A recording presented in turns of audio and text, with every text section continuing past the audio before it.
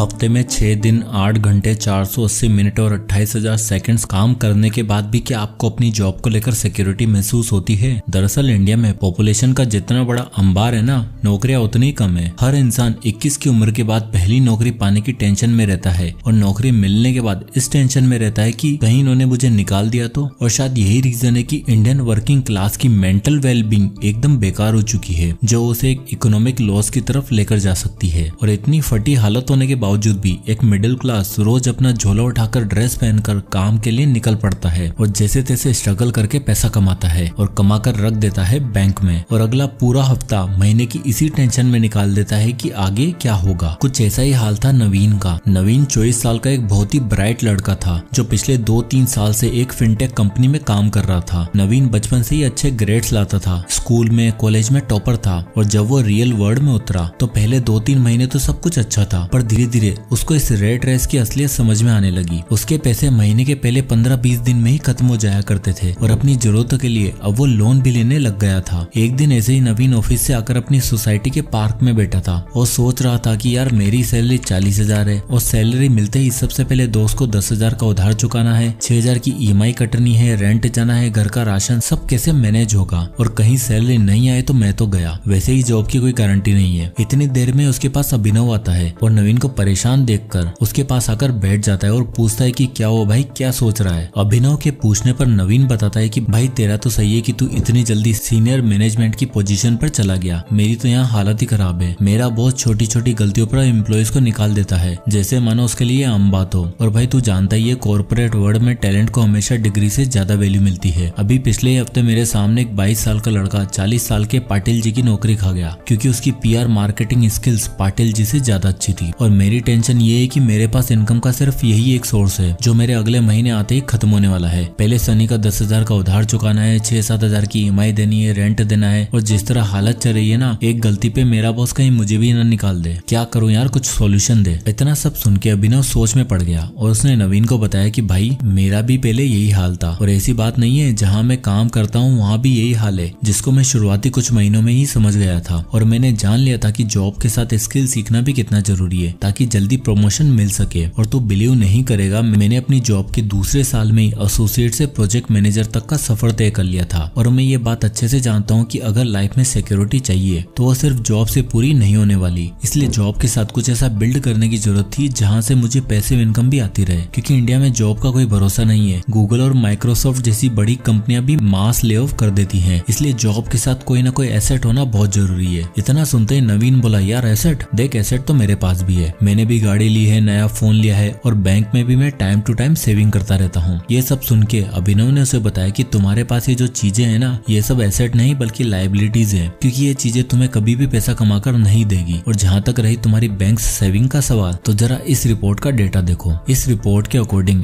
India में highest inflation rate 28% तक जा चुका है, और अगर एवरेज देखा जाए तो 7 से 8% इन्फ्लेशन हर साल देखने को मिल ही जाता है। और ऐसे में बैंक में पड़ी तेरी FD, तुम्हारे सेविंग्स अकाउंट का पैसा जिसपे तुझे सिर्फ 5 से 6% का इंटरेस्ट मिलता है, जरा सोच के देख, क्या वो मार्केट इन्फ्लेशन को बीट कर पाएगा? बिल्कुल भी नहीं। ये जो भी चीजें तुम्हारे पास हैं वो लायबिलिटीज हैं, और मैं खुद अपना सारा पैसा बैंक में कभी नहीं रखता, बल्कि मैं अपने पैसों को 4 ऐसे एसेट्स में इन्वेस्ट करता हूँ जहाँ से मुझे अच्छा खासा ROI यानी रिटर्न ऑन इन्वेस्टमेंट मिले। इस पर नवीन ने पूछा, भाई 4 एसेट? कौन से 4 एसेट्स? अभिनव ने बताया कि सबसे पहली इनकम जो मेरी सैलरी के अलावा हर महीने मुझे मिलती है वो है asset number 1, real estate renting. Abhinav Naveen को बताता है कि जब मैं अपनी जॉब के प्रमोशन वाले फेज में था तब मुझे लगा था कि मैनेजमेंट कभी भी बदल सकती है और जीवन भर सिर्फ एक सोर्स पे डिपेंड नहीं रह सकता, इसलिए मैंने रियल एस्टेट की तरफ अपना ध्यान लगाया, क्योंकि एक लौता ऐसा सोर्स है जहां आपको हर महीने जा जाकर काम करके पैसा कमाने की जरूरत नहीं होती और बदले में यह आपको एक नहीं बल्कि 2 इनकम सोर्स देता है। अभिनव ने नवीन को बताया कि यार उस समय गुड़गांव में एक लैंड एरिया की बिडिंग चल रही थी जिसका प्राइस उस समय 50 लाख रुपए था। अब यार मेरे पास तो एक साथ 50 लाख रुपए नहीं थे, तो मैंने और मेरे दोस्त ने मिलकर 25 लाख रुपए डाले और बाकी के 25 लाख का लोन ले लिया। इसके बाद उस लैंड पर हम लोगों ने 5 मंजिला बिल्डिंग बनाई और उसे रेंट पर चढ़ा दिया। आज की डेट में उस पूरी प्रॉपर्टी से हमें महीने का 1.5 लाख रुपए का रेंट आता है, जिसको मैं और मेरा फ्रेंड इक्वली डिवाइड कर लेते हैं, यानी 75,000 रुपए तक हर महीने मैं अपनी प्रॉपर्टी से कमा लेता हूँ। इस पर नवीन पूछता है कि भाई जो तू कमाता है वो तो तेरा लोन चुकाने में ही लग जाता होगा, और 10 लाख की इन्वेस्टमेंट भी तो लगाई थी, उसका क्या हुआ? इस पर अभिनव नवीन को समझा समझाते हुए कहता है कि अक्सर लोग लोन्स और ईएमआई का यूज करते हैं गाड़ी, कपड़े और इलेक्ट्रॉनिक्स खरीदने में। वहीं हमने 10-10 लाख का लोन लिया एसेट बनाने के लिए। हमें शुरुआत में हर महीने 25,000 तक की मंथली ईएमआई देनी पड़ती थी। और जहाँ तक बात रही मेरे लगाए हुए 12 लाख रुपए की, तो तू ये देख ही सकता है आरबीआई के द्वारा किए गए प्रेडिक्शन से पता लगा है कि इंडिया में रियल एस्टेट प्रॉपर्टी की ईयर ऑन ईयर ग्रोथ 10% से ज्यादा है। और आज मेरी प्रॉपर्टी की वैल्यू 3 साल बाद 40 लाख की हो चुकी है। और तू देख ही सकता है मेरे लगाए हुए 10 लाख आज 14 लाख के आसपास बन चुके होंगे। रियल एस्टेट में इन्वेस्ट करने का ये भी फायदा है कि आपको सिर्फ एक नहीं बल्कि 2 सोर्स से पैसा मिलता है। आज की डेट में मुझे हर महीने रेंट भी मिल रहा है और साथ ही साथ मेरी प्रॉपर्टी की वैल्यू भी बढ़ती जा रही है। नवीन को समझाते हुए अभिनव कहता है कि सोच, अगर मैं भी तेरी तरह 10 लाख रुपए सेविंग अकाउंट में डालकर रख देता तो आज मेरे 10 लाख की वैल्यू मात्र 11 लाख रुपए होती, जिसका मुझे कोई फायदा नहीं होता और न ही मेरे पास कोई पैसिव इनकम सोर्स होता। पर रियल एस्टेट की वजह से आज मेरे पास कंटिन्यूअस इनकम सोर्स भी है और अगले 2-3 साल में हम लोन भी चुका देंगे और हमारी प्रॉपर्टी की वैल्यू भी बढ़ती जाएगी। तो मैंने सारा पैसा जोड़कर अपने लिए पहला एसेट ये बनाया जो मेरे आने वाली फ्यूचर जनरेशन को भी फ्री लाइफस्टाइल देगा। इतने में नवीन पूछता है कि भाई रियल एस्टेट के बारे में तो मैंने भी सुना है और सच में तूने सही टाइम पे सही डिसीजन ले लिया। इस पर अभिनव कहता है कि भाई देख, मैं 27 साल का तो हो चुका हूँ और अगले साल मेरी शादी भी होने वाली है, इसलिए मैंने शुरुआत से ही एसेट बिल्डिंग पर ध्यान दिया। और लैंड के बाद जो दूसरा एसेट मैंने एक्वायर किया था वो था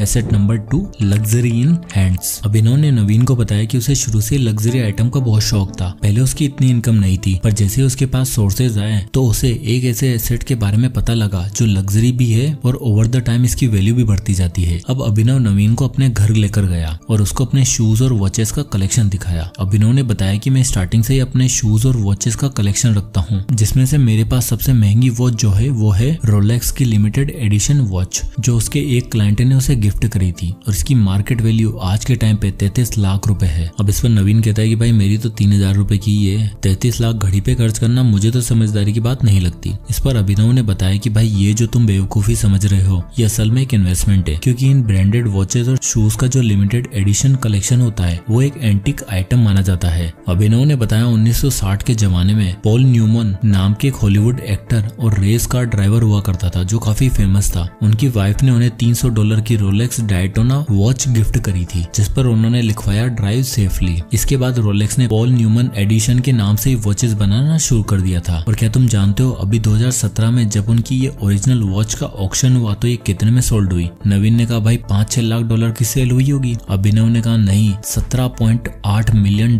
की। तो ये पावर होती है कमोडिटी की, क्योंकि टाइम के साथ इन ब्रांड्स की वैल्यू बढ़ती चली जाती है और बढ़ती इन्फ्लेशन के साथ इन गुड्स की प्राइस भी बढ़ती चली जाती है, क्योंकि इनमें गोल्ड, सिल्वर और टाइटेनियम जैसे प्रीशियस मेटल का यूज होता है, जिनकी वैल्यू टाइम टू टाइम बढ़ती रहती है। इस समय मेरी जो घड़ी है उसका 10 साल पहले का प्राइस था 14 लाख रुपए और आज देखो 33 लाख रुपए। और मेरे पास इकलौता ऐसा एसेट है जिसके लिए मुझे कुछ भी करने की जरूरत नहीं पड़ी, और ये इकलौता ऐसा एसेट है जिसको कोई मेंटेनेंस या मरम्मत की जरूरत भी नहीं पड़ती, पर फिर भी इसकी value time to time increase होती रहती है। इस पर नवीन ने कहा भाई तुझे तो मेहनत करने की जरूरत ही नहीं पड़ती, जॉब के साथ तू ये सब चीजें मैनेज कर लेता है। इस पर अभिनव ने कहा भाई ऐसा नहीं है, मेरे अगले 2 एसेट हैं उनके लिए मुझे काफी मेहनत करनी पड़ती है, पर अब वहाँ से मुझे बहुत अच्छा ROI मिला है। तो अगला एसेट है asset number 3, others people time. तो अभी हाल ही में मैं अपने होम टाउन गया जहाँ मुझे गुरपाल नाम का एक आदमी मिला। उसका पंजाब में एक छोटा सा स्टॉल था और वो बहुत अच्छी कॉन्टिनेंटल पंजाबी डिशेज बनाया करता था। उसके हाथ का स्वाद ही अलग था, अपनी दिल्ली में तो ऐसा स्वाद कहीं भी नहीं मिलता।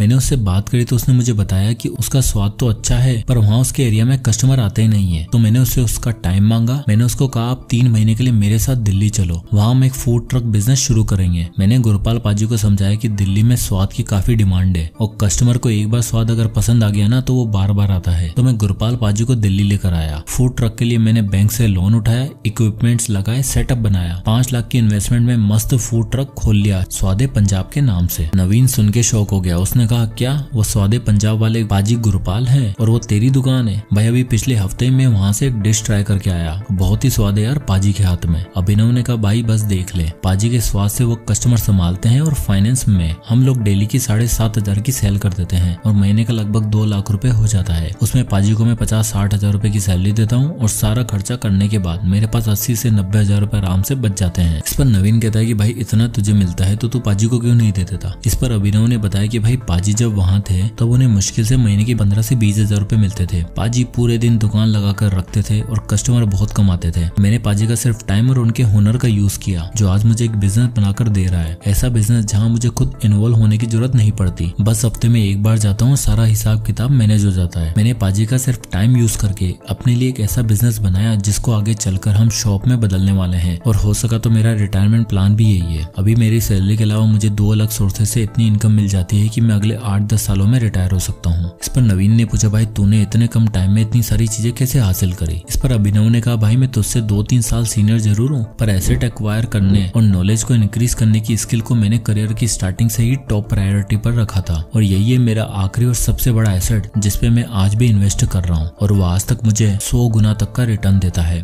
और वो एसेट है एसेट नंबर 4, विजडम। तो जैसे मैंने तुझे पहले बताया कि मैं करियर की स्टार्टिंग से ही जॉब सिक्योरिटी को लेकर खतरे में था, इसलिए मुझे करियर में एक्सेल करने के लिए काफी स्किल सीखने की जरूरत पड़ी। मैंने नौकरी के पहले साल में 4 ऑनलाइन कोर्सेज किए, काफी बुक्स पढ़ी, जहाँ से मुझे अच्छी सेल्स और नेगोशिएशन स्किल सीखने को मिली, और अपनी इन्हीं स्किल की वजह से मुझे मात्र 8वें महीने में ही प्रमोशन मिल गया था और मुझे सीनियर पोस्ट दे दी गई। इसके बाद मैंने अलग अलग पैसिव इनकम सोर्स बनाने के लिए बुक्स पढ़ी, मैंने कई बिजनेस कोचेस के कई सेमिनार अटेंड किए। अभिनव ने नवीन को बताया कि भाई तू बिलीव नहीं करेगा, एक सेशन का 5 से 25 हजार तक की एंट्रेंस फीस होती है, और मैं सच बताऊं तो एक पैसे का वर्थ है। बाकी सारे एसेट एक्वायर करने के साथ साथ 2 चीजें जिस पर मैंने ध्यान दिया वो थी नॉलेज और सेल्फ इम्प्रूवमेंट। मैंने हमेशा कमाए हुए पैसों को कभी बैंक में नहीं रखा, बल्कि उसे या तो री इन्वेस्ट किया या फिर अपने ऊपर लगाया। तो बिलीव नहीं करेगा, इतना सब होने के बावजूद मेरा बैंक अकाउंट में इतना पैसा पड़ा है कि अगर कोई छोटी मोटी इमरजेंसी होती है तो काम आ जाए बस। बाकी सारा पैसा मैंने अपने विजडम में इन्वेस्ट कर दिया है, और बाकी किसी और एसेट से ज्यादा जिसने मुझे सबसे अच्छे रिटर्न दिए हैं वो है मेरे नॉलेज का ही एसेट। और तुम मान या मत मान, आज भी कुछ नया जरूरी काम सीखने से मैं एक कदम पीछे नहीं हटता, और साथ ही साथ इन सभी सोर्सेज से आने वाली इनकम में से मैं एक लार्ज हिस्सा इन्वेस्ट भी करता हूँ, क्योंकि सिर्फ बैंक के अलावा ही बाकी सभी ऐसे सोर्सेज है जो इन्फ्लेशन को बीट करने में काम आते हैं। और अगर मैं कमा कमा कर बैंक में ढेर लगा दूं तो हो सकता है कि मेरे पैसे से बैंक तो अमीर बन जाएगा, लेकिन मैं वहीं का वहीं रह जाऊं। इसलिए अभिनव और नवीन की स्टोरी से आपको ये बात तो समझ आ गई होगी कि जॉब के भरोसे और बैंक के भरोसे आप पूरी जिंदगी नहीं काट सकते। इसलिए आपको जरूरत है ऐसे एसेट बिल्ड करने की जो आपको सेफ्टी और सिक्योरिटी के साथ साथ ग्रोथ की 100% गारंटी भी दे। जय हिंद।